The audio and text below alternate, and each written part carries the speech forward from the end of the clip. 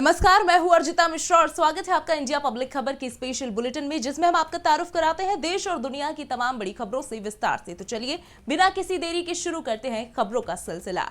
S Rajamouli की film RRR के Naatu Naatu song ने 95 एकेडमी अवार्ड्स में इतिहास रच दिया है। नाटू नाटू ने बेस्ट ओरिजिनल सॉन्ग कैटेगरी में पॉप स्टार रिहाना से लेकर लेडी गागा तक के गाने को मात देकर ऑस्कर अपने नाम कर लिया। ये बेस्ट ओरिजिनल सॉन्ग कैटेगरी में ऑस्कर जीतने वाला पहला भारतीय और एशियन सॉन्ग है। नाटू नाटू के ऑस्कर विनर बनने पर सोशल मीडिया पर जश्न का माहौल बना हुआ है।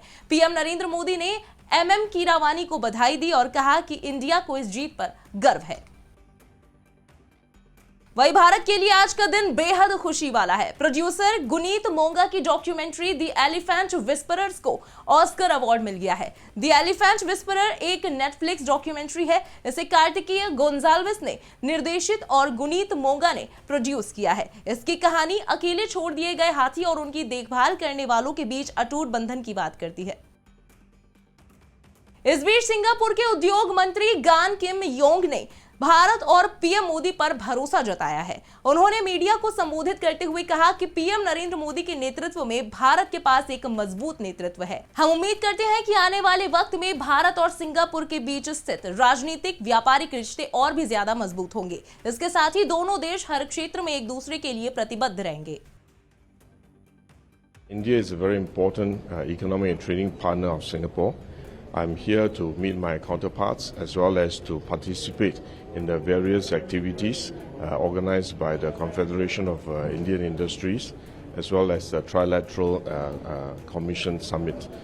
This is a very important event, and I'm also here for this hackathon between Singapore and India. And this hackathon is very important because it brings together young people from both countries, especially those who are aspiring as entrepreneurs, to let them come together to pit their skills against each other in terms of their ideas, their innovation. And this way we forge friendship and partnership between India and Singapore young people. And hopefully this way we can then encourage more entrepreneurship to mushroom and to encourage innovative ideas. And this is very important for the enterprise of the future. वहीं London में राहुल गांधी के द्वारा दिए गए बयान पर सियासत छिड़ गई है। इसी बीच रक्षा मंत्री राजनाथ सिंह कांग्रेस नेता के बयान पर तल्ख दिखे और सदन को संबोधित करते हुए उन्होंने राहुल से सदन के सामने माफी मांगने की मांग की। सदन को संबोधित करते हुए राजनाथ सिंह ने कहा कि इसी सदन के सदस्य राहुल गांधी ने लंदन में भारत का अपमान किया। मैं मांग करता हूं कि उनके बयानों की इस सदन के सभी सदस्यों द्वारा निंदा की जानी चाहिए और उन्हें सदन के सामने माफी मांगने के लिए कहा जाना चाहिए। वहीं राज्यसभा में सदन के नेता पीयूष गोयल ने भी राहुल गांधी पर निशाना साधा।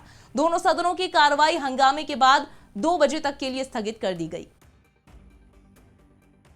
राहुल गांधी जो इसी सदन के सांसद हैं, राहुल गांधी ने लंदन में जाकर भारत को बदनाम करने की कोशिश की है और कहा है कि भारत में लोकतांत्रिक व्यवस्था पूरी तरह से तहस-नहस हो रही है और विदेशी ताकतों को आकर यहाँ पर भारत के लोकतंत्र को बचाना चाहिए। कि भारत की गरिमा पर, भारत की प्रतिष्ठा पर उन्होंने गहरी चोट पहुंचाने की कोशिश की है। अध्यक्ष महोदय, मैं आपसे यह मांग करता हूं कि पूरे सदन के द्वारा उनके इस व्यवहार को कंडम किया जाना चाहिए और उनको ये आपके द्वारा निर्देश दिया जाना चाहिए कि संसद के फोरम पर आकर वह क्षमा याचना करें। अध्यक्ष महोदय, मैं आपसे अनुरोध करना चाहता हूं। संसद के बजट सत्र का दूसरा चरण आज से शुरू हो गया है। संसद शुरू होते ही दोनों सदनों में जमकर हंगामा हुआ। राहुल गांधी के कैम्ब्रिज विश्वविद्यालय में दिए गए बयान को लेकर बीजेपी ने विपक्ष को घेरा। वहीं राज्यसभा में विपक्ष के नेता और कांग्रेस अध्यक्ष मल्लिकार्जुन खड़गे ने बीजेपी सरकार पर जमकर निशाना साधा। खड़गे ने कहा कि देश में कुछ भी लोकतंत्र के हिसाब से नहीं हो रहा। उन्होंने कहा कि मोदी जी के राज में कानून और लोकतंत्र का राज नहीं है, वो तानाशाही की तरह देश चला रहे हैं और फिर लोकतंत्र की बात करते हैं। राज्यसभा के सदन के नेता एक सवाल उठाए और वो जो सवाल उन्होंने उठाया था हमारे सदन को कोई संबंध नहीं था, क्योंकि डेमोक्रेसी के बारे में जो राहुल जी ने वहाँ के कॉलेजों में और सेमिनार में कहा था, उस बात को उन्होंने राज्यसभा में उठाया। एक तो रूल्स के तहत ये गलत है और मुझे समझ में नहीं आ रहा है जो हमारे चेयरमैन साहब हमेशा रूल्स की बात करते हैं, तो किस रूल में और एक व्यक्ति और दूसरे सदन का सदस्य है और उसके बारे में यहाँ पर एलिगेशन लगाना और उनके भाषण को अपने ढंग से पेश करना, ये काम सदन का नेता गोयल जी ने किया और ऐसी अभद्र भाषा उन्होंने इस्तेमाल किया कि शर्म आना चाहिए, वो आना चाहिए। अरे जो चीज़ें राज्यसभा में आप बोल नहीं सकते, अगर आपको बोलना है तो नोटिस देकर लोकसभा में बोल सकते थे, लेकिन उन्होंने ये नहीं किया क्योंकि इस देश के डेमोक्रेसी को अपमान करने का उनका सारा प्रयत्न है। उधर अडानी हिंडनबर्ग मामले में कांग्रेस देश के अलग अलग राज्यों में केंद्र सरकार के खिलाफ प्रदर्शन कर रही है। एमपी, राजस्थान, छत्तीसगढ़, बिहार, पश्चिम बंगाल और उड़ीसा समेत तमाम राज्यों की राज्य कांग्रेस कमेटियों ने राजभवन का घेराव किया। इस दौरान कई राज्यों में कांग्रेस कार्यकर्ताओं को पुलिस ने हिरासत में भी लिया।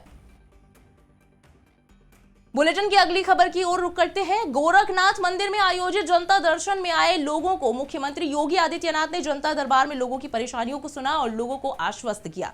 बता दें कि गोरखनाथ मंदिर में दिग्विजय नाथ स्मृति भवन के बाहर जनता दर्शन में मुख्यमंत्री ने करीब 400 लोगों से मुलाकात की। इस दौरान सीएम योगी कुर्सियों पर बिछाए गए लोगों तक खुद पहुंचे और समस्या सुनते हुए उनकी प्रार्थना पत्र लिए। इसके साथ ही अधिकारियों को समस्या समाधान हेतु आवश्यक दिशा निर्देश भी दिए। आम आदमी पार्टी सांसद राघव चड्ढा ने पीएम मोदी की सुरक्षा में सेंध पर पंजाब से कार्रवाई की रिपोर्ट मांगी है। उन्होंने कहा कि पंजाब सरकार निश्चित रूप से इस पर सभी आवश्यक कार्रवाई करेगी और पत्र का औपचारिक जवाब दिया जाएगा। राघव चड्ढा ने कहा कि केंद्र सरकार जांच एजेंसियों का गलत इस्तेमाल कर रही है। जिस तरह से देश में जांच एजेंसियों का दुरुपयोग हो रहा है, उससे लोगों में इनके लिए गलत संदेश जा रहा है। इस विषय पर हम सदन में संक्षिप्त चर्चा चाहते हैं। देखिए, पंजाब सरकार उस पर अवश्य कार्रवाई करेगी। जो भी चिट्ठी है उसका औपचारिक जवाब दिया जाएगा। देखिए, आम आदमी पार्टी की और तमाम विपक्ष की एक ही रणनीति है कि इस समय देश में जिस प्रकार से केंद्रीय जांच एजेंसियों का मिसयूज़ हो रहा है और राजनीतिक कारणों के चलते एजेंसियों को मुख्य विपक्षी नेता जो हैं उन पर छोड़ा जा रहा है कि कोई भी सबूत या तो ढूंढो या सबूत पैदा करो और विपक्ष के नेताओं को पकड़ पकड़ के जेल में डालो। ये जो एक नीति भारतीय जनता पार्टी की सरकार की चल रही है, जिसके तहत सेंट्रल इन्वेस्टिगेटिव एजेंसीज का दुरुपयोग हो रहा है, उस विषय पे हम चर्चा चाहते हैं सदन में। हम चाहते हैं कि पूरा सदन, विपक्ष दल के नेता भी, सत्ताधारी पक्ष के नेता भी, सब लोग इस पे चर्चा करें और जांच एजेंसियों का जो एक कार्यशैली है उस पर विचार विमर्श हो। क्या वो जो कर रही हैं वो उचित कर रही हैं? उदाहरण के तौर पे सीबीआई ने 2014 से आज तक जितने मुकदमे दर्ज करे, यानी कि जब से बीजेपी की सरकार केंद्र में आई तब से लेकर आज तक जितने मुकदमे दर्ज करे, उसमें से 95% मुकदमे, 95% ऑफ द टोटल केसेस विपक्ष के नेताओं के खिलाफ है। देवभूमि उत्तराखंड में बजट सत्र आज से शुरू हो गया है, जिसके बाद सीएम पुष्कर सिंह धामी मीडिया से मुखातिब हुए। उन्होंने कहा कि बजट उत्तराखंड के विकास की नई राह खोलेगा। उन्होंने कहा कि हमारी सरकार राज्य के विकास के लिए प्रतिबद्ध है। हमारा विकास को लेकर अलग विजन है। हमारा सपना है कि उत्तराखंड को भारत के सर्वश्रेष्ठ राज्यों में शामिल किया जाए, जिससे उत्तराखंड के साथ यहाँ लोगों का भी विकास हो सके।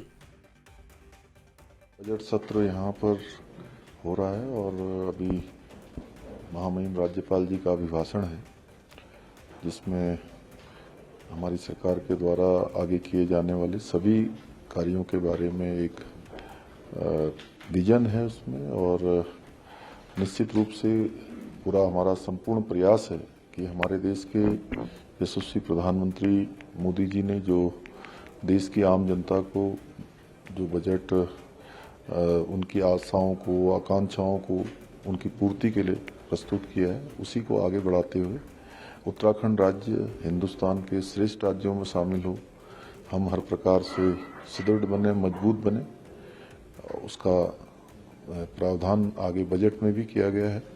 जल्दी ही बजट पेश होगा और बड़े अच्छे माहौल में सभी लोग इस समय गैरसैंण में आए हुए हैं और मुख्य सेवक के नाते मेरा भी ये पहला सत्र है यहाँ पर।